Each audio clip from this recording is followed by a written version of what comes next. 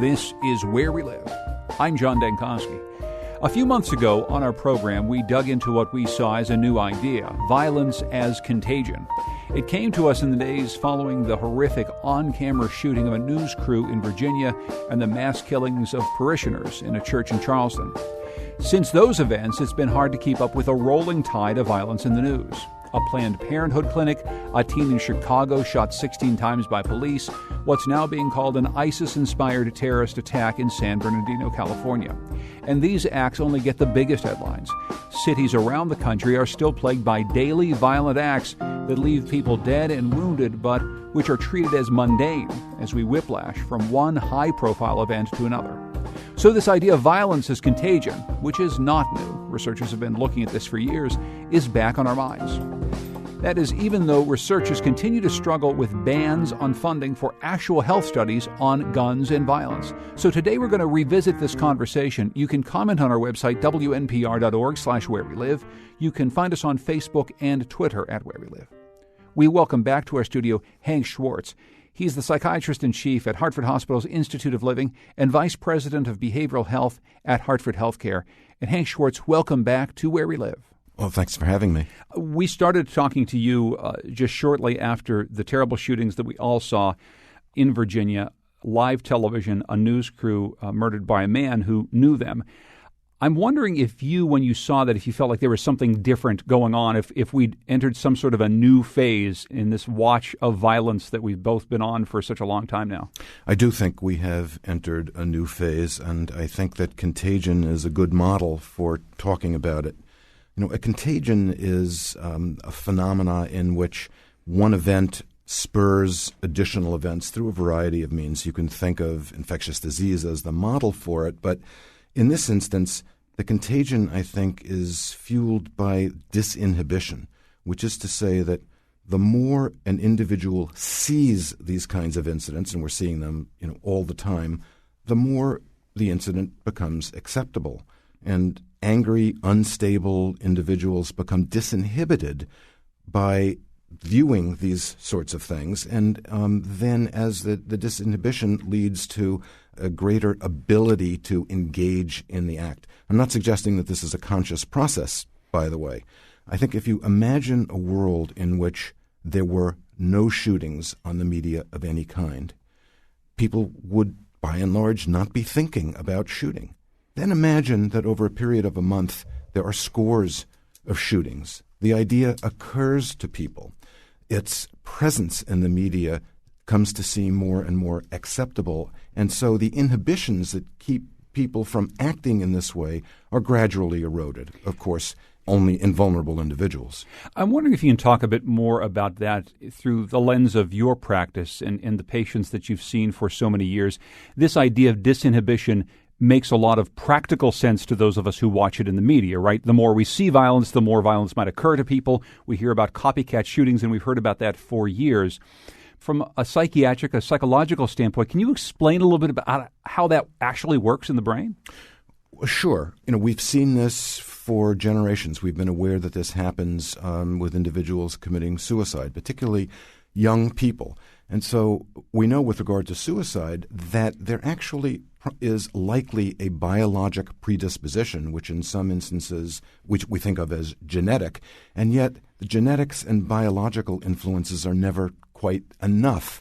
You need environmental influences and things that happen in your life to supersede and impact on one's underlying predispositions. And so with unstable people, we have people who are more prone to impulsiveness, less capable of dealing with their anger and their irritability, and acting out becomes attractive once you see it occurring increasingly frequently. Of course, a big piece of this that we've discussed in the past is the relatively in America, easy access to guns. If you have both this disposition and also the means to carry out an act, it works differently on an individual than if you perhaps are predisposed to violence, but you don't have any tool with which to cause violence. So there's absolutely no question that this violence is related to access to guns. We know from studies of the incidence of both mental illness across developed nations and the incidence of gun violence that the incidence of mental illness is fairly stable. Take a disease like schizophrenia. It's roughly 1% across all developed countries. But the incidence of gun violence goes up dramatically as access to guns goes up. And so the presence of the weapon has an extraordinary effect on the impulsive person. We know that people thinking about suicide, studies have demonstrated, people thinking about shooting themselves, if you take that gun and secure it in the critical few moments when that impulse to kill yourself is upon you, lives are saved. We're talking with Dr. Hank Schwartz from Hartford Healthcare and the Institute of Living. We're talking about violence as a contagion. It's a relatively new idea that many researchers are looking at, including Dr. Sherry Towers, who's a research professor at the Simon A. Levin Mathematical, Computational, and Modeling Sciences Center at Arizona State University. Dr. Towers joins us by phone today. Sherry Towers, welcome to Where We Live. Thanks for joining us. Thank you. I'm wondering if you can talk about what got you interested in the idea of looking at violence as a type of contagion. My collaborators and I do a lot of contagion modeling of diseases in general, but I personally got the idea to do this analysis actually from an event in my own life. I was due to have a meeting at Purdue University in January of 2014, and the meeting was unfortunately canceled because there had been a school shooting on campus. A student had walked into a lecture hall and shot dead another student. And it occurred to me that day that was, I believe, something like the third school shooting I had heard about in about a 10-day period. And I thought, is this just a statistical fluke that there has been this many over, about a week-long period? Or is there something more complicated underlying dynamics where perhaps one of these other school shootings may have ideated the Purdue school shooter to do what he did? Through news reports, for instance. As you began looking at this, what did you find? Tell us about the statistical modeling that you put together and tell us about what you found here. When we embarked upon the study, we found it extraordinarily difficult to find data. There is a federal funding embargo on studies like ours, and so really there is no federal database of these kind of events. So what we had to do was to go to private organizations who collect this kind of data and ask them for their data. So we used data from the Brady Campaign to Prevent Gun Violence on mass shootings and school shootings. And we also have another data set that we obtained from USA Today that is mass shootings where there's at least 3 people shot, not necessarily killed. So what we did is we looked at each of these data sets separately. And what we found is we would call them, refer to them as kind of like low impact events. So there were several people shot, not very many people killed. Those typically were local news stories. Those did not appear to be contagious. But if you looked at the higher impact events where there were many more people killed, or if it was a school shooting, then those tended to get national media attention. Those showed evidence of contagion. They showed that there was evidence that when a mass killing occurred, it temporarily increased the probability of a similar event occurring in the near future. And the hallmark of that is that you would see unusual clustering in time of these kinds of events, and that is indeed exactly what we saw. So in part, your findings echo some of what Hank Schwartz said, that the media coverage of these events certainly does play a very large role. It does play a role. I think one thing you have to keep in mind, though, is that one of the other things that we saw in our study, we posit that it plays a role just based on that study. We haven't proved it yet, but it's certainly something to look at. One of the other things we noticed in our study is that the per capita rates of school shootings, mass killings are far higher in states that have a higher prevalence of firearm ownership. So more guns, the greater the risk that these kind of events will happen. But another thing I'd like to point out is that Canadians, I'm Canadian, I immigrated here 18 years ago, and Canadians are largely live along just north of the U.S. border. And our exposure to U.S. television is quite high. Many Canadians actually will watch the U.S. news in the evenings. And so Canadians are just as exposed to the violent messages, related to these tragic events as their Americans just south of the border are. And yet the likelihood that they will act upon any kind of ideated impulse is much, much, much lower than it is here, and many times lower actually than it is here in the U.S. So clearly, beyond just firearms, beyond just exposure to media, there's more going on in our society that's causing these things that I really think needs more study. I just have to ask you about the federal funding embargo and how big a role you think that this plays. We've been hearing for years that the Centers for Disease Control can't study gun violence in the way it might study other contagions. Do you have a sense that this plays into the ongoing lack of understanding about this problem, that we just don't study it as we would some other sort of contagious disease? It absolutely does. When I pitched the idea to my colleagues that this might be an interesting analysis to look at, part of that discussion involved the fact that we would have no funding to do it, that this would have to be something that we would have to find time in our spare time, essentially, to do this study, which is exactly what we did, because we really just couldn't, even if we wanted grant funding, we couldn't even apply for it. So I think that most researchers are busy with their research program, and to just put aside time to do analyses for free, essentially, or, in your spare time, is not an option for many researchers, because you have to publish on your main topic of research regularly in order to move along in the academic system. I think what we did was a little bit unusual in that we did do this in our spare time because we were interested. That's Dr. Sherry Towers, research professor at the Simon A. Levin Mathematical, Computational, and Modeling Sciences Center at Arizona State University. When we come back, we'll continue our conversation about violence as a contagion and how to treat it to reduce the numbers of mass shootings and violence in our cities. This is Where We Live.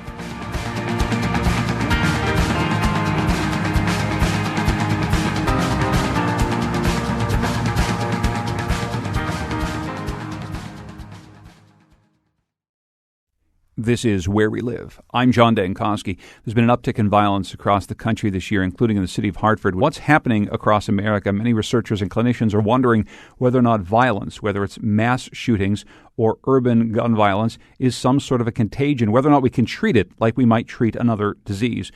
We're talking with Dr. Hank Schwartz, psychiatrist-in-chief at Hartford Hospital's Institute of Living, who's in studio with us. Also joining us now from NPR's headquarters in Washington, D.C. is Daniel Webster, director of the Johns Hopkins Center for Gun Policy and research and deputy director for research, Johns Hopkins Center for the Prevention of Youth Violence. Daniel Webster, welcome to our program. Thanks for having me. I'm wondering what you see in this recent uptick in violence as we see more murders in cities across America. There's a lot of reasons that police and others are giving. What do you see in this recent rise? First of all, we should be cautious in thinking that we have a nationwide huge upsurge in violence. In selected cities, there clearly, certainly in the city in which I work, in Baltimore, we've had a historic rise in gun violence, and there's a few other cities seeing sharp increases as well. As a researcher, it's good to sort of, at least I try to think about long-term trends. We don't know if this is a long-term trend. This is a short increase. As has been discussed just previously, what concerns me is the contagion phenomenon. Gun violence is a problem that, if not addressed rapidly, can easily escalate as one shooting leads to another and another, whether through a process of retaliation or social norms, fear, and all of that generating more widespread illegal gun carrying. Daniel, do you see contagion in urban violence that we've been reporting on in a place like Baltimore or in Hartford, Connecticut? Do you see that in some ways related to the idea of contagion around mass shootings or school shootings or periodic clusters of suicides? Do you see this as part of the same phenomenon, or is it in your mind something different? I don't think it's connected specifically to those events. I do think that the process, at least some of the process, is similar, just with respect to mimicry, the importance of social norms, type of behavior, or responding to conflicts and confrontations by grabbing a gun, that is a normal, reasonable thing to do. Yes, that sort of process occurs both in the context of mass shootings, suicides, and in urban gun violence. But I think that there are certainly some more unique aspects of gun violence. I suspect that young men in East Baltimore near my campus, what dictates their behavior has less to do what they might see about a shooting in Middle America at a school than it is of what's going on in their block, in their particular neighborhood. Of course, all of these shootings are multifactorial, and the motives will vary from individual to individual. But I believe that there is a common denominator between urban violence that we're seeing, which may be individual to individual, and mass shootings and school shootings. And this gets to the motive of the shooter. And the belief that one's injured feelings are more important than the life of another, I think, must be a consistent common denominator. Granted, some shootings are just completely impulsive and not thought out, and the shooter may actually regret the event. On the whole, the loss, the diminution of the value of life as the value of acting out and seeking vindication for one's injuries, I think pervades both individual shootings and mass shootings. That vindication, the sense of vindication, is an important motive for individuals who feel as though they have suffered enormous injustice. Mass shooters, by and large, are injustice collectors, and the opportunity to shoot in visible and public ways, the more visible and public, the greater the sense of vindication, the greater the opportunity to have that heroic moment. It may seem absurd to us to think that the notoriety that attaches to that moment could feel to the individual shooter as a moment of almost public fame or at least acknowledgement of injury. But we know from the mass shooters who survive, and there are few enough of them, that is an important element in their motivation. And yes, I'm hypothesizing that it's an important element in the motivation of individual shooters in urban areas. You talk about empowering the powerless, that the gun is a tool that gives someone who feels as though, for whatever reason, their power has been taken away, whether that's in a mass shooting situation or in some sort of a one-on-one violence situation, that tool itself provides a type of power that then may lead to the violent act.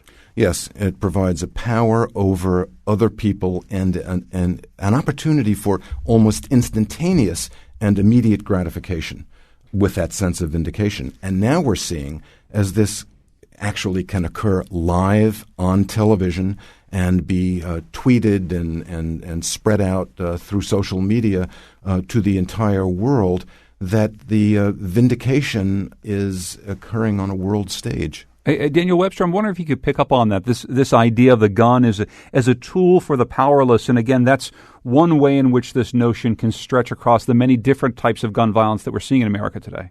Well, I find myself nodding my head to much of what Dr. Schwartz was just saying with respect to a motive and a mindset of vindication, and that the gun clearly serves as the empowering tool to seek that vindication. And that definitely is present in much urban gun violence, just as it is in these other contexts of mass shootings. You can think of this attitude that your sense of injury is worth more than the life of another as a form of extreme narcissism. But I'd argue that it goes beyond narcissism to solipsism. Solipsism is the concept that you are the only thing that is real, that the people around you aren't real, that they're really just props there as the background for your own life. And if they're just props, if you're angry and if killing them can achieve a kind of vindication, and if that vindication can be public, bringing you fame, which we would think of as notoriety, then why not kill? They're just cardboard props. Given that, though, I wonder if that rubs up against in any way the notion of violence like this as a contagion.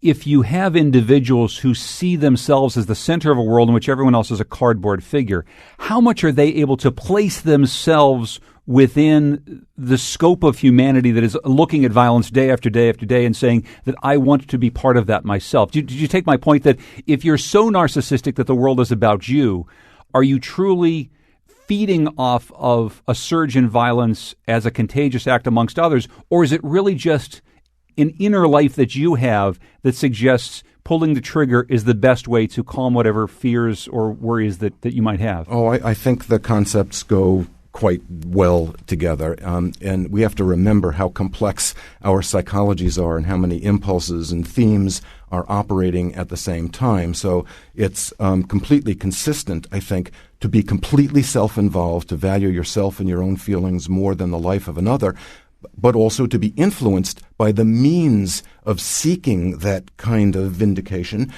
as you are exposed to them. A generation or two ago, people sought this kind of vindication with their fists. Now they see that guns are available. People can use them. Why not use them? Daniel Webster, we just have 2 minutes with you left. Do you have any sort of prescription for this? I mean, what's one thing that you would do to help make this problem better?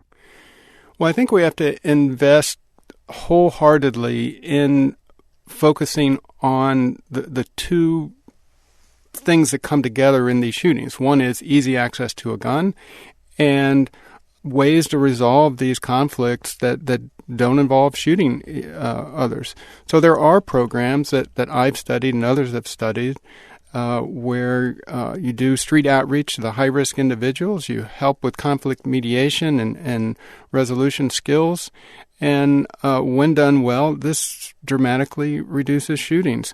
We also find that policing that is focused in a very narrow way in the most violent individuals and most violent places to make it much more risky to pick up a gun. There again, we see pretty consistent reductions in shootings. So we get distracted, in my opinion, in part fighting the drug war that really, if anything, has only made the problem worse. And we really should be focusing on what this is. We have a problem with illegal guns, and we have a problem with social norms that make it all too acceptable to reach for those guns when someone has wronged you. Daniel Webster is director of the Johns Hopkins Center for Gun Policy and Research and deputy director for research at the Johns Hopkins Center for the Prevention of Youth Violence. He joined us today from NPR's headquarters in Washington, D.C. Daniel Webster, thanks so much for joining us. I appreciate it. Thank you. Dr. Schwartz, you wanted to jump in? Just want to touch on the issue of the relationship between mental illness and violence because they are so often conflated. I think it's important to point out that there's no indication that the rise in homicides that we're seeing in urban areas is particularly related to mental illness. And just to remind the audience, as we've said in the past, that even the mass shootings and school shootings are perpetrated fewer than 50% of the time by individuals with mental illness.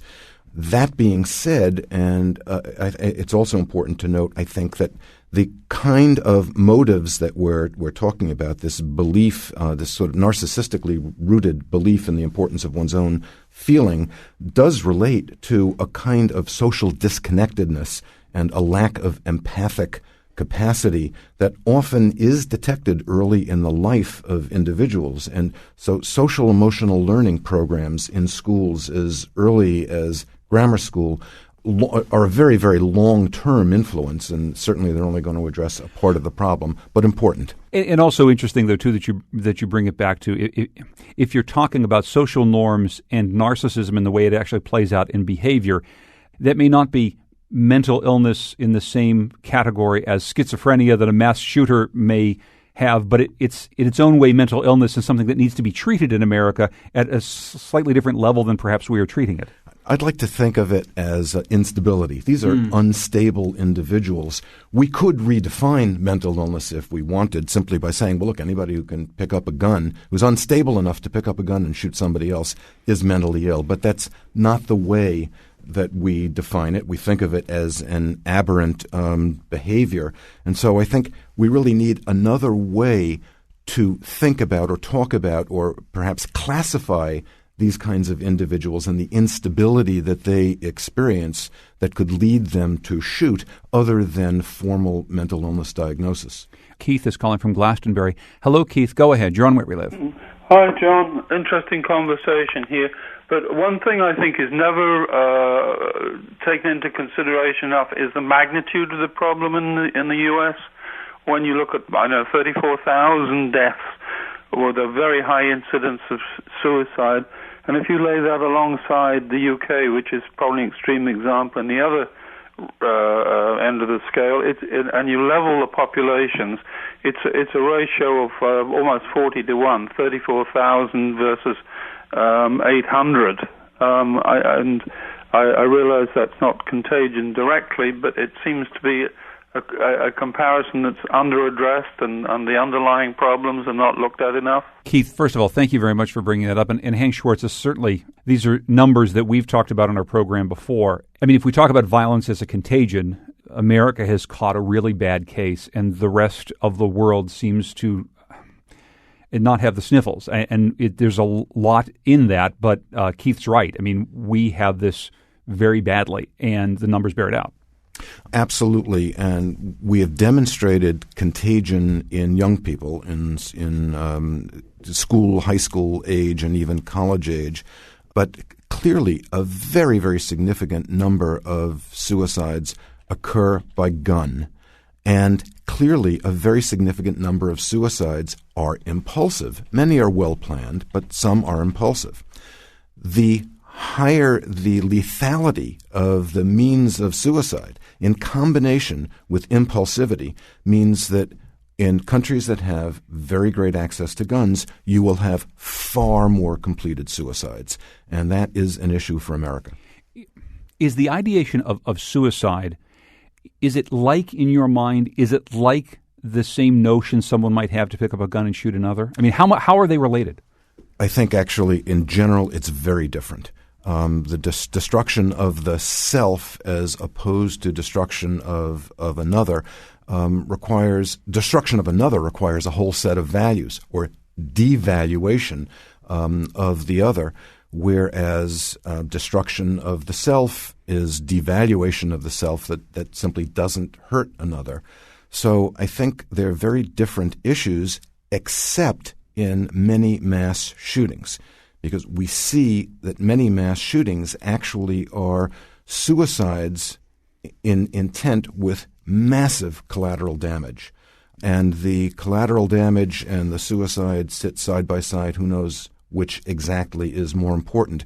But in those incidents, they're very closely related. But both of these, though, require in some ways a notion that something in your life is so terrible, whether it's a wrong that someone has imposed on you, a beef on a schoolyard, or whether or not you feel as though the world is coming down on you, or if you feel as though your life is worth less. These are all some of the same triggers, perhaps? Yes, but feeling as though your life is worthless really is a variant of your own failure. Yeah. Many, many people who killed themselves feel they have failed desperately. The outside world may conspire against them, but they've been unable to achieve whatever it takes to live a reasonable and satisfying and happy life. That is very, very different, I think, from the projection onto others as the source of all of the terrible things that have happened to your life, which can then enrage you sufficiently to feel that you are entitled to take a life.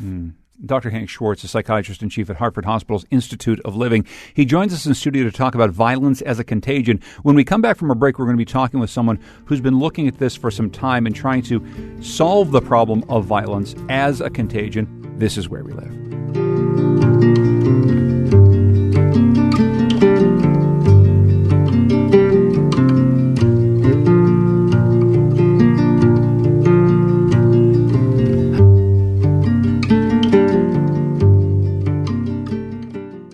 This is Where We Live. I'm John Dankosky. Coming up on tomorrow's show, the national political conversation has been shifted to a focus on security, guns, and terrorism. Our weekly political news roundtable, The Wheelhouse, will discuss this with columnist Bill Curry and political science professor Kalila Brown-Dean. Also, state lawmakers get back to the Capitol for a special session on the budget. That's all coming up on tomorrow's show. Today in the program, we're considering the idea that violence in society might be a type of contagion passed through the highly publicized acts of violence that we seem to see daily in America. If gun violence is truly like a contagious disease, it's not going to be easy to stop, but at least there's one program that's trying. So we're going to turn to Gary Slutkin, who's founder and executive director of Cure Violence. He's a professor of epidemiology and international health at the University of Illinois at Chicago School of Public Health. And Gary Slutkin, welcome to Where We Live. Thank you, John. I'm happy to be with you. You've been successful in combating contagious diseases like AIDS and in countries like Uganda. What makes you think that gun violence is in a similar class as some of these other diseases? Yeah, you're right, John. I'm an infectious disease doctor by training, and I've been working on these other epidemic diseases for about half of my career. I moved back to the United States in 1995, having been in Africa for 10 years.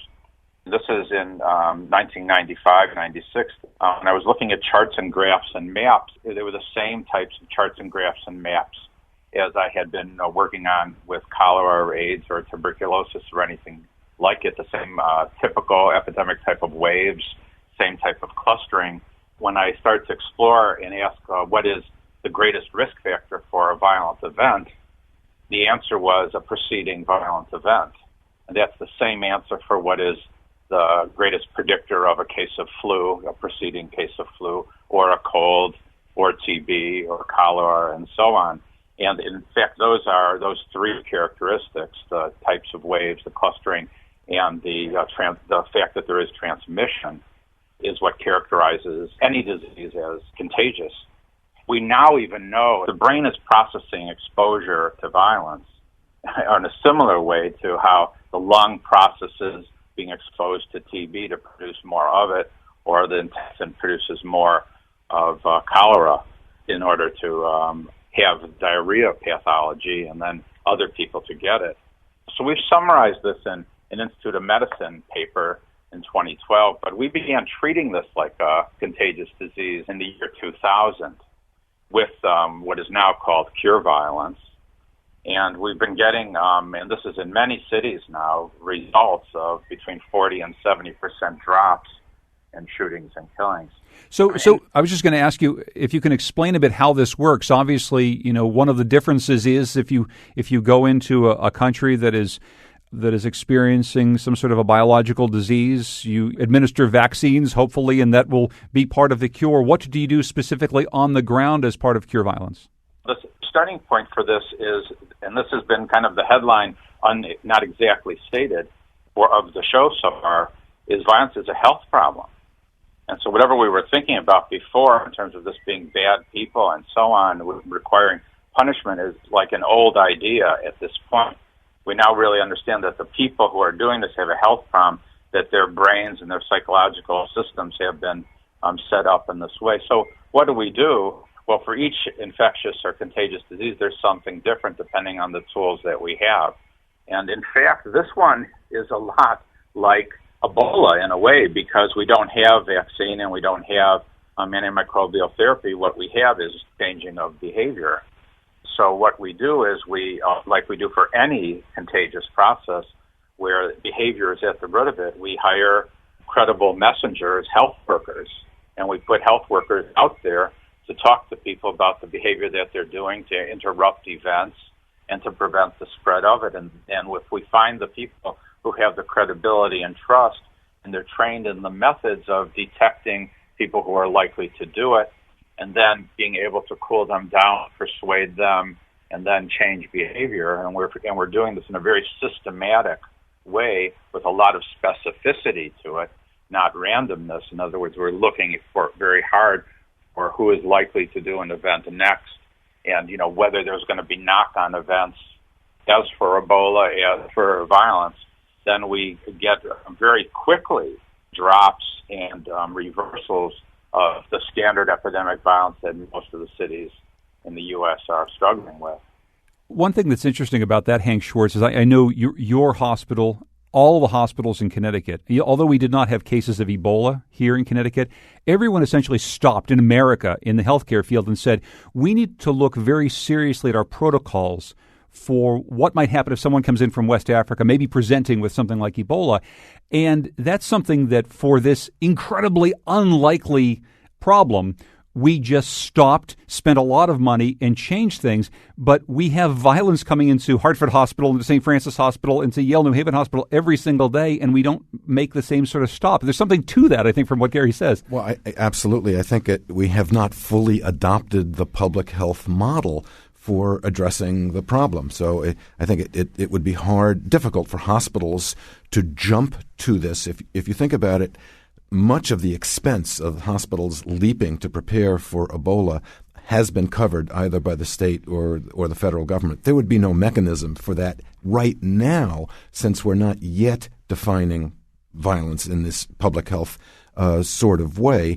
So it's both it would require a conceptual shift, and then if we actually could get into the conceptual shift, a financial public policy shift to bring us in this direction. But I think this approach is brilliant. When you think about how much of the epidemic in urban violence is impulsive violence, using the suicide model, if you just take the means of suicide away from the person, from that critical 5-minute period of impulse, it really can make a difference. I believe that this can and does make a difference. I want to quickly go to the phone. Cheryl's in West Hartford. Hi, Cheryl. Go ahead. Hi. I just wanted to add something to the conversation about mass shooters and their motivations. I know someone who was hospitalized for thinking about a mass murder, although he didn't actually commit it. And what he said was that what he was motivated by wasn't so much the sense of powerlessness, although of course there was that, but that it was the only way he could come up with to express the level of pain that he was in. That it wasn't exactly narcissism or solipsism so much as that, as far as he was concerned, life was painful and meaningless. And so what was the difference if he killed people or not killed people? It fits with what your speakers have been saying, but I just wanted to add that it was a slightly different take on the same question. I think it's an important take, Cheryl. Thank you for that, Hank. Well, I'd just say that I understand that. I've interviewed some folks who are in that position, but that the belief that life is so painful and so worthless that it doesn't make a difference, so why not kill the next person, is, in fact, a solipsistic belief, because what's missing in that equation is value of the life of the other. That value is not there, suggesting that others don't play a very significant role at that point in the individual's life. Gary Slutkin, before we run low on time, I'm wondering how we get to a nationwide ideal like the one that you're talking about, where we actually begin to view violence, specifically gun violence, as some sort of a public health issue as opposed to just a criminal justice issue. Not even opposed to, it's really almost instead of. I sometimes, when I speak about this, I realize that I'm trying to tell you that a whale is a mammal because it gives live birth and suckles its young and is warm-blooded. But violence is a health problem because the people who are doing it have picked up this matter through their brain processes and are unconsciously imitating, and because, and we haven't talked about this so much directly, they've been traumatized. So the health sector needs to step up. And as Dr. Schwartz says, it's the conceptual change that we need to make. And it's the resource. Right now, a lot of health departments are doing this, but not to the scale that's needed. Baltimore is very interesting, as Dr. Webster mentioned. Baltimore is going up in killings, but in the areas where the Safe Streets model, the Cure Violence approach is being used, they've had 3 communities that have had 2 with a year without a killing and 1 with 250 days. I mean, they've almost flatlined the violence in the areas where the health approach is being used. And now, in the areas where it did go up, they're starting to put the health approach in. But although health directors in New York and Baltimore and Kansas City are starting to do this, the federal government doesn't have money in the health pots. All the money is in these other arenas and other sectors. So we've got to get federal, state, and city money in, as Dr. Schwartz was pointing out, but it's going to have to follow our entirely different theory. Now, the reason we have not been succeeding as much as we can is because the theory has not been right. The theory of bad people is not correct. The theory of this as a health problem, an epidemic contagious problem, is now proven. And the Institute of Medicine has really stamped it in this way in their 2012 report. It's been written, violence is a contagious disease. The fact that one thing leads to another, the fact that trauma leads to likelihoods of hyperreactivity, the fact that people imitate, not just in gang violence, but in these mass shootings, but also in suicides. This is behaving exactly like an infectious disease, so it's the health sector now that needs to get activated and come into gear. And then we'll get better results as a country. Dr. Schwartz, we just have 1 minute, but I'd love your final thoughts. We just have to note that we still have a nearly complete congressional ban on research about gun violence. And that ban, even though President Obama has, by executive order, tried to circumvent it, is really standing in the way of our learning about all the public health implications and being able to make that conceptual and resource shift. And it's not a new ban. This is a ban that has been imposed for decades now, really, and so it's been impossible to gather the sorts of data that you, Gary Slutkin, and other researchers need. That's correct. It stands right in the middle of the road between our making this shift from a law enforcement model and a bad person model to a public health model. That's Dr. Hank Schwartz. He's psychiatrist-in-chief at Hartford Hospital's Institute of Living and vice president of behavioral health at Hartford Healthcare. Thanks to Betsy Kaplan, who produced today's show. I'm John Dankosky. This is Where We Live.